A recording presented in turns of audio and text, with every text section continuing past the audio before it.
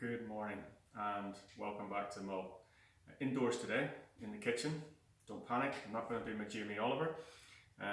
We are talking about breakfast though today. And today's message from Mull is try not to make breakfast an ordeal or perhaps an afterthought.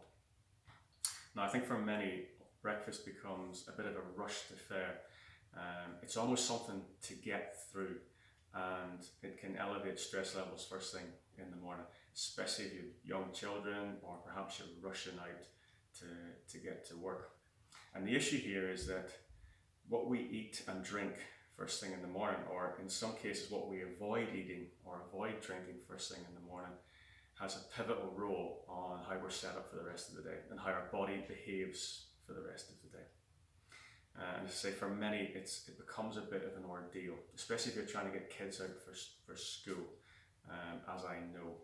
And the issue then is that suddenly this first meal of the day, which could be a lot calmer, becomes quite a stressful and annoying part of the day. And that sets you up for a bad day potentially. So, leading on from yesterday, when we talked about trying to carve a little bit of time for yourself, let's also think about the sort of things that you could eat. And by giving yourself the time, instead of sacrificing perhaps time in bed for time at the breakfast table, which I know many of us do and hit the snooze button a few too many times, perhaps think about setting the alarm even 10 minutes early so that we can get up and actually enjoy this first part of the morning, and it'll set you up for the rest of the day. So for breakfast, and I know you've heard this before, if you've been part of this group, we obviously want to try and get a high fibre breakfast in. So things like porridge oats, either mixed with milk or perhaps yogurt, a little bit of fruit, shredded wheat, Weetabix, they're some of the best I could give you. And the idea behind getting a high fibre breakfast in is that it keeps you feeling fuller for longer, which avoids you wanting to snack through the mid-morning. Really good for your digestive system as well, because it gives your intestines something to actually work upon. And it's good for reducing cholesterol levels as well. And also we want to think about how we rehydrate in the morning. So perhaps the tea and the coffee, which I know the vast majority of us will go for first thing in the morning, as a sort of wake up or stimulant, are perhaps not the best choice. And perhaps it might be an idea to think about a different way to waking up and maybe leave that for a little bit later on in the morning.